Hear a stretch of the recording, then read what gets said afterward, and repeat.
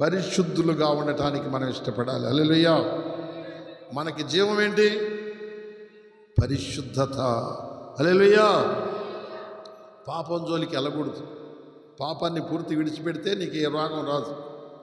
పాపాన్ని విడిచిపెడితే దేవుడు నిన్ను బలపరుస్తాడు. పరిశుద్ధులకి ఇప్పుడు ఈరోజు మీకు చెప్పబోయే అంశం పేరేంటి? పరిశుద్ధుల సుస్థిరమైన పునాది. ఏంటి? పరిశుద్ధుల సుస్థిరమైన. మీరు స్థిరంగా చక్కగా మంచి స్థిరత్వాన్ని పొందుతారు. పరిశుద్ధత లేదనుకోండి, మీరు స్థిరపరచబడలేరు, దేనిలో స్థిరపరచబడలేరు. అందుకని పరిశుద్ధత చాలా ప్రాముఖ్యం. అందుకని మీకు పరిశుద్ధుల సుస్థిరమైన పునాది రాసుకోండి. అంశం ఉంటే నేను మీకు చెప్తాను. అయితే గమనిస్తుంటారా, ఈ యొక్క అంశాన్ని గురించి మనం కొన్ని విషయాలు మనం చదువుకుందామండి. గమనిస్తుంటే పరిశుద్ధుల యొక్క సుస్థిరమైన పునాది. కాబట్టి ఆ పునాది మీద మనం కట్టబడిన వారంగా ఉండాలి. ఆ పునాది మీదే మన జీవితాలు చెప్పండి కట్టబడాలి. అప్పుడు మనం కదల్చబడకుండా స్థిరంగా ఉంటాం మనం. అందుకని పరిశుద్ధుల యొక్క సుస్థిరమైన పునాదిని గురించి మనం చదువుతుంటే 2వ దినవృత్తాంతంలో 20:20 అన్నిట్లో జయం ఉంది పరిశుద్ధులకి. అంతటా వారు ఉదయముననే లేచి తెకోవ అరణ్యమునకు పోయి వారు పోవుచుండగా యెహోషాపాతు నిలవబడి యూదావారులారా యెరూషలేము కాపురస్తులారా నా మాట వినండి. మీ దేవుడైన యెహోవాను నమ్ముకొనుడి. ఏమని చెప్తున్నాడు ఆయన? మీ దేవుడైన యెహోవాను నమ్ముకోండి అని చెప్తున్నాడు యెహోషాపాతు. అప్పుడు మీరు స్థిరపరచబడతారు. హల్లే చెప్దాం. మనం స్థిరపరచబడాలి అన్ని విధాలుగా. కలవరం అనేది, భయం అనేది, దిగులు అనేది మనలో ఉండకూడదు. స్థిరంగా మనం ఉండాలి. అలా ఉండాలంటే మనం ఎవరు నమ్ముకోవాలంట చెప్పండి? దేవుణ్ణి మనం నమ్ముకోవాలి. హల్లెలూయా. ఈ రోజున అన్ని కార్యాలు మన జీవితాల్లో స్థిరంగా ఉండటానికి మనం దేవుని నమ్ముకున్న బిడ్డలుగా అలాగ ఉండాలనేసి అక్కడ చెప్తున్నాడు. తర్వాత చదువుతుంటే అక్కడ 40వ కీర్తన 2వ వచనం చదువు. 40వ కీర్తనలో నుండి నాశనకరమైన గుంటలో నుండి 2వ వచనములో నాశనకరమైన గుంటలో నుండి జిగటగల దొంగ ఊబిలో నుండి ఆయన నన్ను పైకెత్తాడు. నా పాదములు బండ మీద నిలిపి నా అడుగులు స్థిరపరిచాడు. కొడదాం చప్పట్లు గట్టిగా. హల్లెలూయా. నిజంగా మన జీవితాలు కదా స్థిరత్వం కలిగి ఉన్నాం. ఇదిగో అక్కడ మనం చూసాం కదండి, ఇందాక చదివిన వాక్య భాగంలో ఏమన్నాడు? మీ దేవుడైన యెహోవాను నమ్ముకోండి, అప్పుడు మీరు స్థిరపరచబడతారు, అప్పుడు మీరు నూతనపరచబడతారు. హల్లెలూయా. దేవుని మీద మనకి ఎంత నమ్మకం ఉంది, ఎంత విశ్వాసం ఉంది, ఎంతగా భక్తి చేస్తున్నాం, ఎంతగా ఆసక్తిగా మనం ఉన్నాం. ఒకసారి ఏం చేయాలి? పరిశీలన చేసుకోవాలి. ఏదో మనం ఉత్తమధ్య భక్తి మనం చేయకూడదు. పట్టుదల కలిగిన భక్తి, ఆసక్తి కలిగిన భక్తి మనం చేయాలి కదా.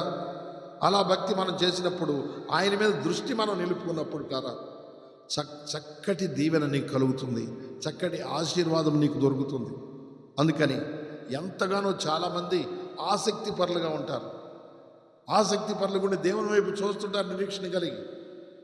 ఎంత బలహీనతలో కూడా వాళ్ళకి బలమనిస్తాడు దేవుడు. హల్లెలూయా. బలం ఇస్తాడండి. నిన్ను వదిలేయడు, నిన్ను బలహీనతలో ఉంచడు, నీ స్థితిని అలాగనే ఉంచడు. నీ స్థితి మార్చబోతున్నాడు దేవుడు. హల్లెలూయా.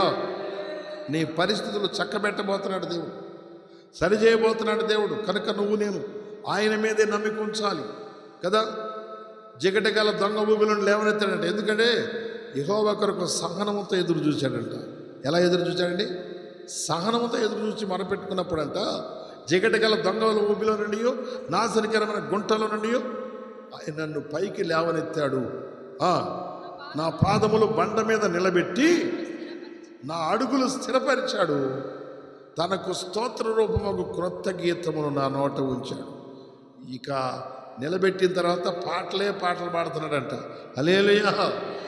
ఏం పాటలు? దేవుని పాటలు పాడుతున్నాడంటండి. హల్లెలూయా. పాటలే పాటలు. తనకు స్తోత్ర రూపము కొత్త గీతాన్ని ఉంచాడంట. కొత్త పాటలు రాస్తున్నాడంట. ఈ రోజున మనం దేవుని మేళ్ళని పొందుకొని కొన్ని పాటలు రాయొద్దా? మీరు ఏ కష్టాల్లో ఉన్నారో, ఏ బాధలు ఉన్నారో, ఏ ఇరుకులు ఉన్నారో, ఎట్లా తప్పించాడో దాన్ని ఒక పాటగా, దాన్ని ఒక సాక్ష్యంగా చెప్పదా? కీర్తనకారుడైతే మర్చిపోకుండా కీర్తనలు రాసి పారేశాడు. హల్లెలూయా. నేను కూడా రాసా ఒక 150 కీర్తనలు. దేవుని స్తోత్రం. అలాగే మీలో కూడా కీర్తనలు రాసేవాళ్ళు ఉన్నారు. అంటే ఎవరు ఉన్నారని కాదండి. దావీదు ఎక్కడ పెద్ద కాలేజీలో చదువుకోవాలా, దావీదు సంగీత మాస్టర్ కాదు, దేవుని దగ్గరే అతడు అన్ని నేర్చుకున్నాడు. ఆమేన్.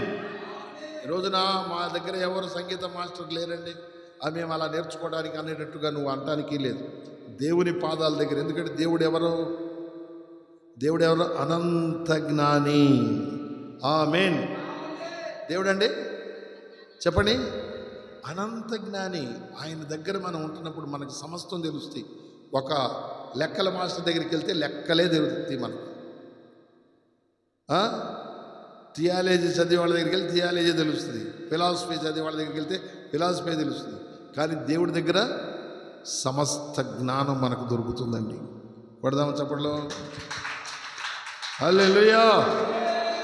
అందుకని దేవుడి దగ్గర రావటానికి, దేవుని యందు విశ్వాసం ఉంచడానికి మనం ఇష్టపడద్దామా? ఆసక్తిగా ఉన్నారా? పడుదలకు ఉన్నారా? 112వ కీర్తన 6వ వచనం చూద్దాం. 112వ కీర్తన 6 కాండ చూద్దాం. అట్టివారు ఎప్పుడునూ కదల్చబడరు. అట్టివారు ఎప్పుడు కూడా కదల్చబడరు. నీతిమంతులు నిత్యము జ్ఞాపకంలో ఉంటారంట.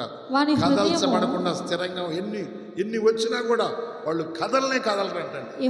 వాని హృదయము యెహోవాను ఆశ్రయించి స్థిరముగా నుండును. స్థిరంగా ఉంటుందంటండి. హల్లెలూయా. సంఘం ప్రారంభించిన కానుంచి ఉన్నవాళ్ళు ఎంతమంది అంటే కొంతమందే ఉన్నారు. మొత్తం కాకుల్లాగా లెగిసిపోయారు. ఎందుకంటే వాళ్ళ జీవితాల్లో స్థిరత్వం లేదు. దేవుడి మీద అనుకోవాలా, మనుషుల మీద అనుకుంటున్నారు. కానీ దేవుడి మీదే మనం ఆనుకుంటే అది నిలిచి ఉంటామంటే, స్థిరంగా ఉంటామంటండి. హల్లెలూయా. నాకు ఒకరోజు ఒక దర్శనం వస్తుంది. ఆ దర్శనంలో మన మీటింగ్ ఏర్పాటు చేస్తుంటే అక్కడికి సైతాన్ వచ్చి మీటింగ్ చేయొద్దు మీరని రాళ్ళు తీసుకొని వచ్చిన వాళ్ళు నల్ల రాళ్ళు తీసుకొని ఎమన్ పడుతుంటే ఆ పంచి కట్టుకుని లుంగి కట్టుకుని ఆయన ఇంతలో రాయి తీసుకుని, ఏంట్రా బెదిరిస్తున్నావు, నిన్నేస్తానని ఆడి మీదకి వెళ్ళాడు. వాడు పరారైపోయాడు. దేవుని స్తోత్రం. దేవుని కొరకు మనం అపవాదిని ఎదిరించొద్దా? ఆడు తరిమితే నువ్వు పారిపోతావా? చెప్పండి. సాతాను తరిమితే మనం పారిపోతామా? వాడిని మనం తరవాలా? సాతాన్ని మనం తరవాలి. మన ఇంట్లోకి రానివ్వకూడదు. మన భర్తలోకి, మన భార్యలోకి, మన పిల్లల్లోకి, మన సంఘంలోకి, మన సమాజంలోకి, మన గ్రామాల్లోనికి వాడు రాకూడదు. మనుషులందరూ శాంతి సమాధానంతో చక్కగా ఆరోగ్యకరంగా ఉండాలి. వాడు వచ్చిన కాడి నుంచి రోగాలు, బలహీనతలు, వ్యాధులు, రకరకాలైన కీడులు, రకరకాలైన వివాదాలు, రకరకాల గొడవలు పెడుతుంటాడు వాడు.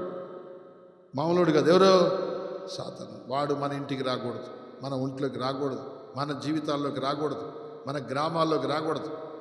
ఒక్కోసారి సాతాను శక్తులు అక్కడుండి నన్ను తిడతా ఉంటాయి. నువ్వు వచ్చావు మమ్మల్ని ఇక్కడ కూడా లేకుండా చేస్తున్నావు అని అటు వెళ్ళి తిడుతున్నాయండి.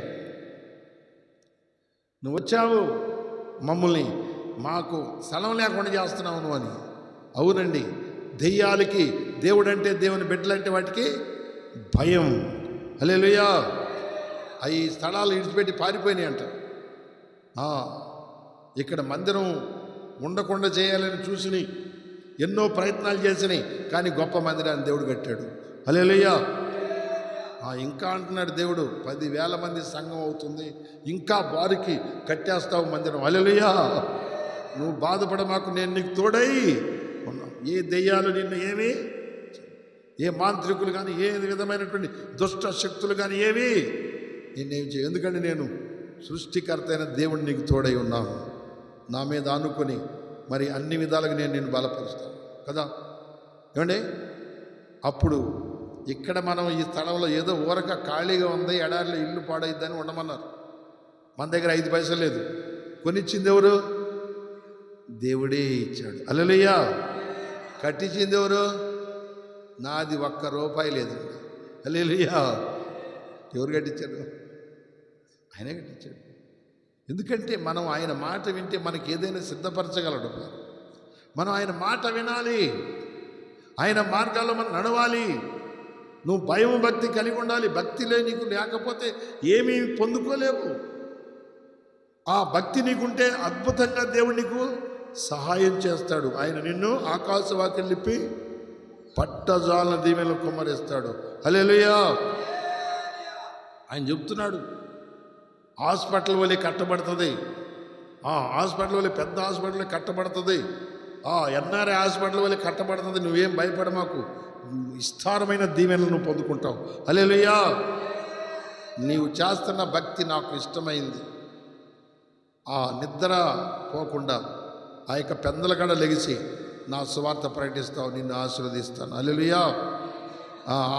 ఉపవాసం ఉండటంలో చక్కగా నువ్వు ఉపవాసం ఉండవు కనుక నిన్ను నేను బలపరుస్తాను, నీకు నూతన బలం ఇస్తాను. కాబట్టి మనం భక్తి కలిగి ఆసక్తి కలిగి దేవుని కార్యాలు చేయాలి. చేద్దాం. దేవుడు అద్భుతమైన కృపను నీకు ఇస్తాడు. నీకు నాకు ఆయన ఇవ్వటానికి సిద్ధంగా ఉన్నాడు. మన పట్ల గొప్ప కార్యాలు చేస్తాడు. చేద్దాం. అద్భుతమైన కార్యాలు చేసి ఆశ్చర్య కృపలతో నింపుతాడు. కాబట్టి మనం విశ్వాసం కలిగి దేవుడి మీద ఆనుకోవాలి. ఆనుకోకుండా దేవుడు ఏం చేస్తాడులే మనకి, మన బతికింతేలే, మన రాతింతేలే అని దిగులు పడాల్సిన చెప్పండి అవసరము లేదండి. ఇదిగో 8వ వచనం చదివితే 112:8 చదివితే అక్కడ ఏమన్నాడు? అమ్మా, వాని మనసు స్థిరముగా నుండును. వాని మనసు ఎట్లా ఉంటుందంటండి? స్థిరంగా ఉంటుందంట. స్థిరమా అస్థిరమా? మన మనసు దేవుడి మీద స్థిరంగా ఉండాలంటండి. అప్పుడు మనం కూడా అన్నిట్లో ఆయన మనల్ని స్థిరపరుస్తాడంట. హల్లెలూయా. తన శత్రువుల విషయమై తన కోరిక నెరవేరు వరకు వాడు అస్సలు భయపడ్డంటండి దేవుడు నమ్మిన బిడ్డలు. ఎందుకంటే దేవుడు ఉన్నాడనే ధైర్యం వాళ్ళకు ఉంటుందంట. అందుకని మనం విశ్వాసం నుంచి నిరీక్షణ కలిగి చక్కగా దేవుని మార్గాల్లో నడవాలి.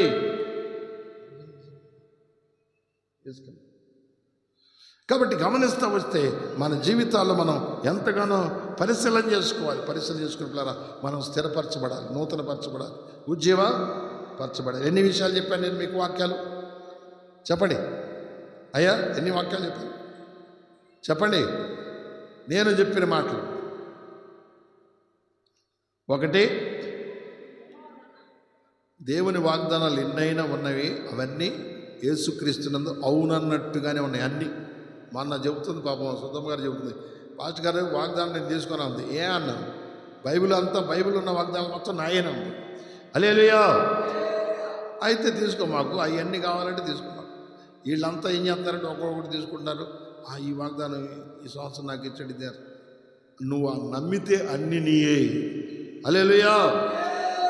నమ్మాలి, నమ్మిక మనం ఉంచాలి. దేవుని నమ్మినప్పుడు సమస్తం దేవుడు ఇస్తాడు కదా, అన్ని విధాలుగా నేను దీవిస్తాడు. కనుక నువ్వు నేను స్థిరంగా ఉండాలి దేవునిలో. మరి మనం చదివాం కదా, 1 కొరింథీ పత్రిక 1వ అధ్యాయం 20వ వచనంలో మనం అక్కడ దేవుని వాగ్దానాలు ఎన్నైనా ఉన్నాయి, అవన్నీ యేసుక్రీస్తునందు అవునన్నట్టుగానే ఉన్నాయి, కాదన్నట్టుగా లేవు. అన్నీ నీ పట్ల జరుగుతాయి. తర్వాత యెహోవాను నమ్ముకొనటం వల్ల స్థిరపరచబడతారు.